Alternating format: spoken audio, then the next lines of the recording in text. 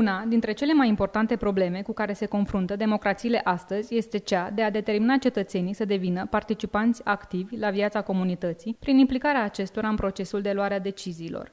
În acest demers, dezbaterea publică este un factor esențial. Iată de ce, în redacție deschisă, Asociația Bătca Doamnei din Piatra Neamț continuă seria dezbaterilor publice. Dialog Civic pentru Neamț a adus la aceeași masă 13 ONG-uri din diferite sfere de activitate, asociate în protocol Neamț și reprezentanții ai societății civile, față în față cu 5 femei decise să schimbe lumea politică. Sunt născută acolo și doresc să aduc o schimbare și o undă de tinerețe și de nou în satul meu. Voi candida din partea Partidului Mișcarea Populară, un partid și el tânăr. Candidez la funcție de primar, deocamdată nu sunt hotărât în capul cărui partid voi ajunge.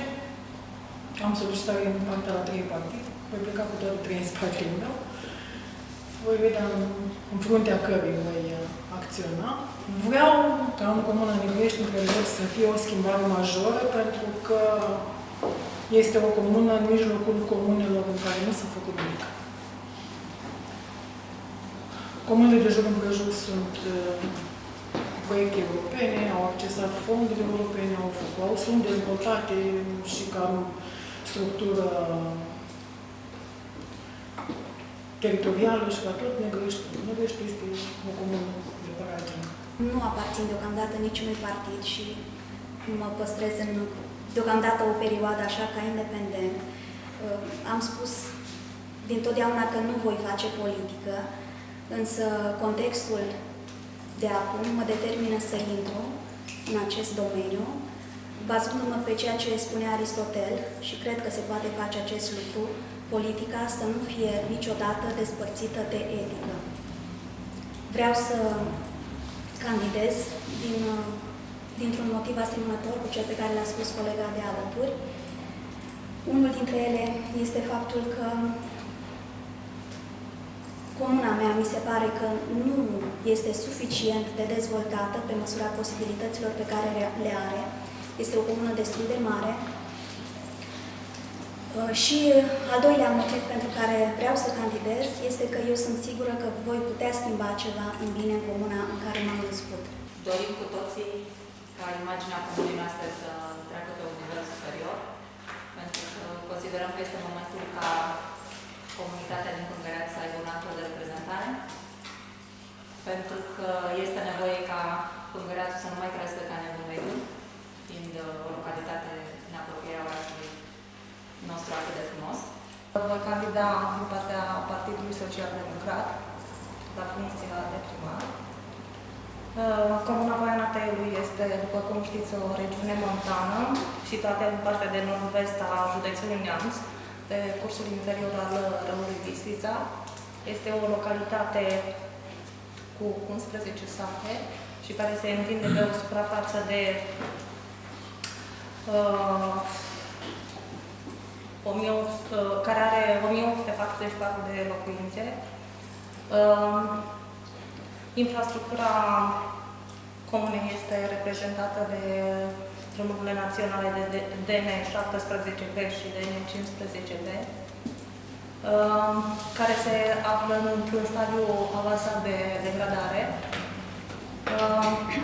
Ca și doamnele prezente, consider că pot schimba fața comunei și pot să fac un pas înainte pentru remedierea deficiențelor și îmbunătățirea problemelor existente. Independente sau afiliate politic, candidatele au răspuns la întrebări legate de piața locurilor de muncă, educație și dezvoltarea serviciilor de utilități publice din județul Neamț. Spus în viziunea mea, politica înseamnă altceva. În schimb, am luat decizia de acum 3 ani să aduc ceva proaspăt în comunitatea mea. Și atunci am mers la fiecare ședință de Consiliu Local, un an de zile. Lucruri foarte interesante se întâmplă acolo. Și cel mai interesant lucru este că nicio decizie nu se ia acolo. Nimeni nu face dezbateri. Este foarte dureros. Primul lucru pe care trebuie să-l facem este să ne implicăm. Așa cum eu m-am implicat, așa cum eu am făcut invitații altor oameni din satul meu și am rugat, fraților, veniți acolo să vedem. Pentru că dacă nu știm ce ne doare, nici nu putem rezolva. În Comuna Bădești, ca și la Negrești, ca și în celelalte comune, într-adevăr, media de vârstă este foarte ridicată. Cei mai mulți dintre oamenii noștri din sat sunt bătrânii satului, a căror experiență o putem valorifica, dar a căror brațe au cam slăbit. Tineri din Bădești, copii, merg la școală la Piatra Neamț. Este foarte dureros. De ce? De ce nu se merge la școală la Bădești? În clasa pregătitoare din anul acesta s-au înscris doar 17 copii din toate satele din Bădești. Câte sate sunt în Bădești? Ne ocupăm de serviciile sociale dedicate persoanelor cu dizabilități. De ce nu ați putea face acolo o sală de kinetoterapie? De ce nu ați putea face un cabinet logopedic, un cabinet psihologic? Pentru că, din păcate, cam toate comunele și orașele din județul Neamț respectă foarte puțin această categorie de persoane. Și nu vorbim numai de persoane cu dizabilități, vorbim și de bătrânii, cei lăsați singuri acasă, în cazul comunelor dumneavoastră mari și cu căsuțe aruncate pe dealuri, cum este eu, sunt de la Fărcașa și de asta știu foarte bine zona, căsuțe aruncate pe coclauri, copiii plecați în străinătate și bătrânii neputincioși lăsați acasă. Puteți să dezvoltați o rețea de voluntariat cu elevii, cu tinerii, să meargă să ducă lemne la Țața Vărbara, să ducă apă la Tanti Maria. Deci ați putea face atâtea locuri bune. Sau puteți să-i aduceți la acel centru social ca o dată sau de 2 ori pe săptămână să socializeze. Aflate în curtea școlilor. Sunt clădiri făcute din 2007, din mandatul 2008-2012, unde au fost proiecte PNL, cu grădinițe și clădirea Afterschool, finanțate de la ordonanța 28, care după alegerile din 2012 nu au mai fost finanțate. Au rămas efectiv lucrări de paragenă, s-au ruinat niște bani urâți acolo, mulți și așa acolo. Au fost perioada când au fost materiale de construcții foarte, foarte scumpe, devizele de lucrări au fost enorme. Cu aceeași chestie mă confrunt și eu la Negrești. Avem o clădire făcută din 2007, o grădiniță, clădire de grădiniță, în care acum actuala administrație vrea să îngroape o sumă de 4 miliarde 600 de milioane într-o clădire în care nu își găsește eficiența. Nu doar acțiunile care se fac de Paști de Crăciun sunt importante, sunt și acelea sunt sensibile, dar putem găsi soluții constante de a ajuta, putem găsi soluții constante de a autoajuta, apropo și de bătrâni din comune, apropo și de copii care pleacă. Pot primăriile, pot prevedea ca și buget bani pentru a-și îngriji bătrânii, chiar copiii. Se pot găsi soluții în privința locurilor de muncă și în acest sens.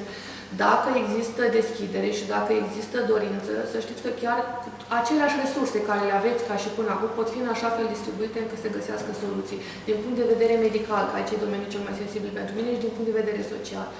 Am spus, se pot găsi soluții dacă există persoane la primărie care se implice aproape pentru tot ce înseamnă servicii medicale, pentru tot ce înseamnă servicii sociale.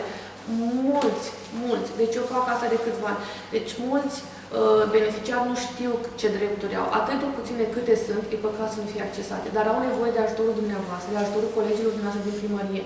Pentru că ei nu au informație. Informația poate pleca la dumneavoastră, un pic de ajutor, de sprijin pentru acele dosare.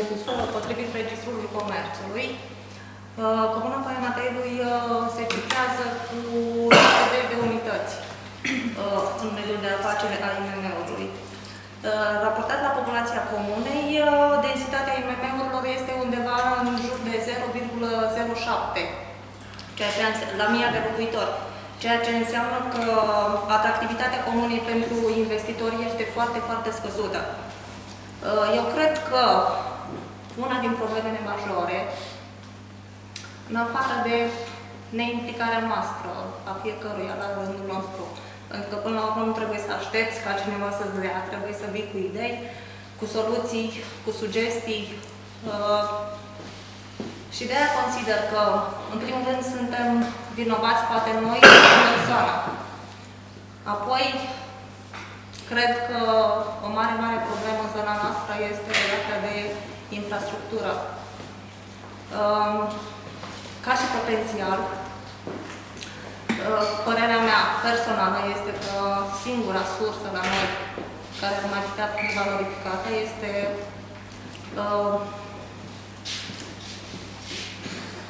turismul, pur și simplu. Noi avem resurse de dezvoltare turistică, cum spunea cineva care a venit în vizită, aveți aici și mare, aveți și munte. Deci avem și lacuri, avem și muntele. Putem face atât turism montan, turism tradițional, turism regional, turism ecumenic.